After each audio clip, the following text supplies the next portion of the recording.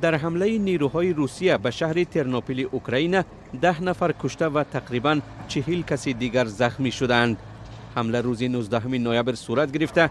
به قول مقامات ممکن است که زیر خرابه‌های خانه استقامتی که نیمه ویرانه شد هنوز آدمان دیگر مانده باشند.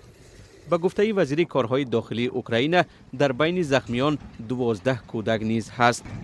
حمله ها با موشک و درون ها صبح 19 نوامبر در منطقه های دیگر اوکراین هم صورت گرفته صدای ترکش های زیاد به گوش رسیدند.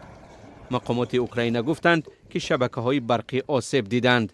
از جمله از ولایت های خمیلنیتسکی، ایوانو فرانکوفسک، لووف و دنیپروپتروفسک و دیگر ولایت های شرقی و غربی اوکراین درباره حمله ها گزارش رسید. در ولایت خارکوف در حمله های شب 19 نوامبر 10 بنای استقامتی آسیب دیده کم از 36 نفر مجروح شدند. به گفته مقامات اوکراین در این شهر از جمله انشاءات غیر نظامی به مثل یک مکتب و فروشگاه و بنگاه طبی آسیب دیدند.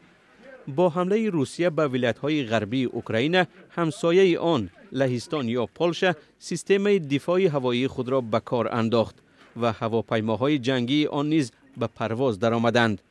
به قول مقامات لهستان، فرودگاه شهرهای رستاف و لوبین را برای مدت بستند تا هواپیماهای جنگی آزادانه پرواز کرده توانند.